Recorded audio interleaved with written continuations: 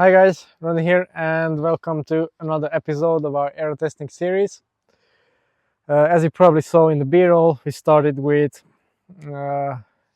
Jakub in the workshop where I took an eye on his position. So we made a few tweaks to his saddle height, to his cleat position, otherwise he was pretty well dialed.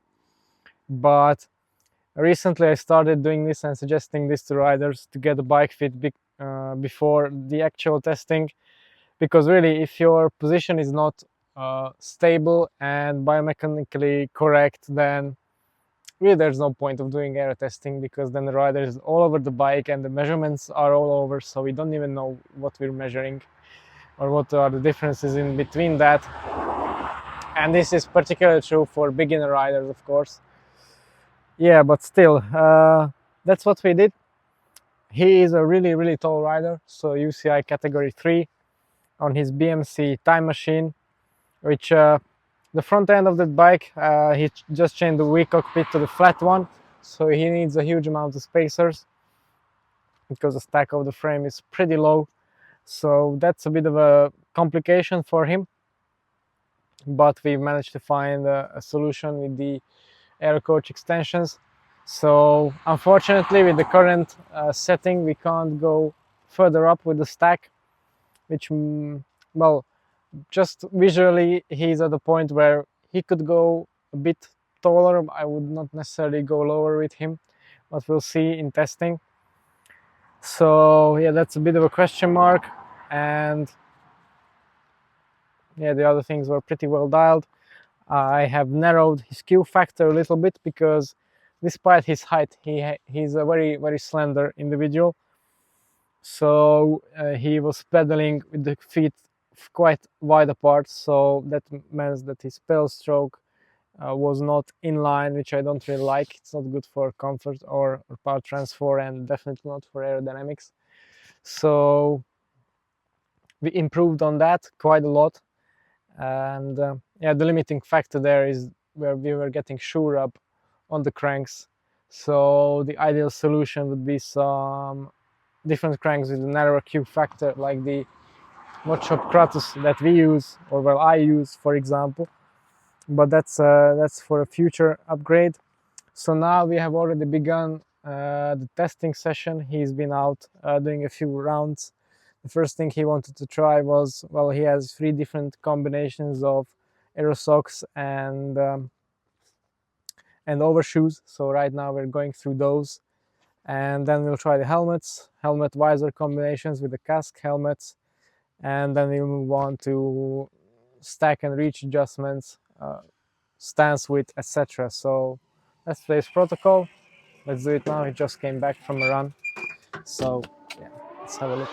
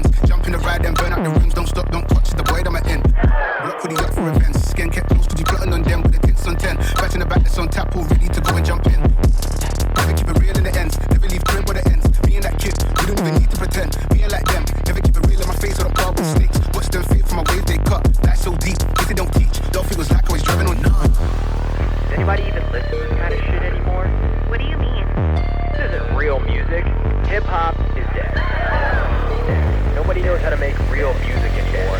Dead.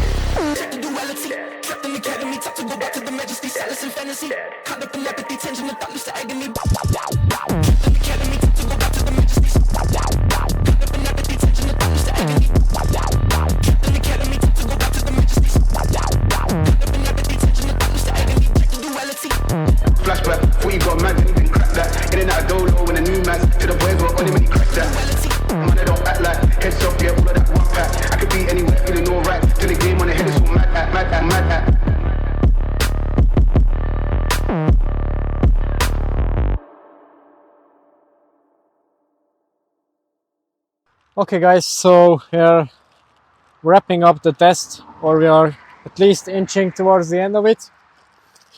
And we have tried a huge amount of combinations today, basically an all-day session. So the first thing, as I said, were the overshoes. There, the non-UCI Swiss side version was fastest, and we also had a one with the no pins hypersonic non-UCI tall covers and the ASOS UCI legal covers. So yeah, the combination of ASOS and Swiss side together.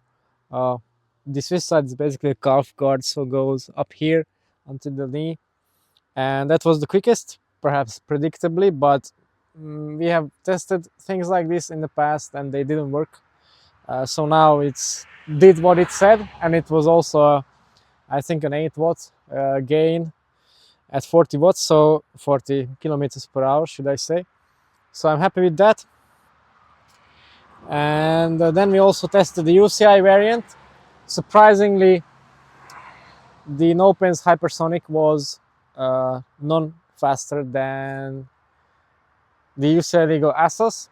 So that's good on the ASOS, I would say, because yeah, it's supposed to be slower, but it was an exact match.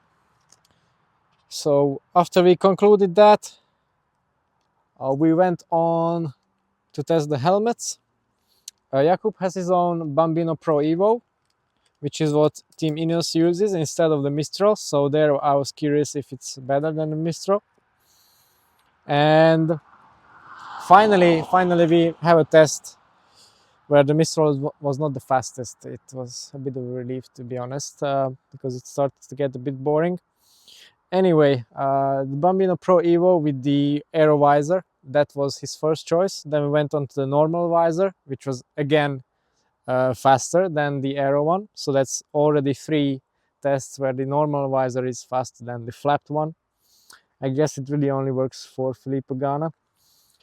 Then we went on to the Mistral, which was slower than the Bambino, both with the standard visor.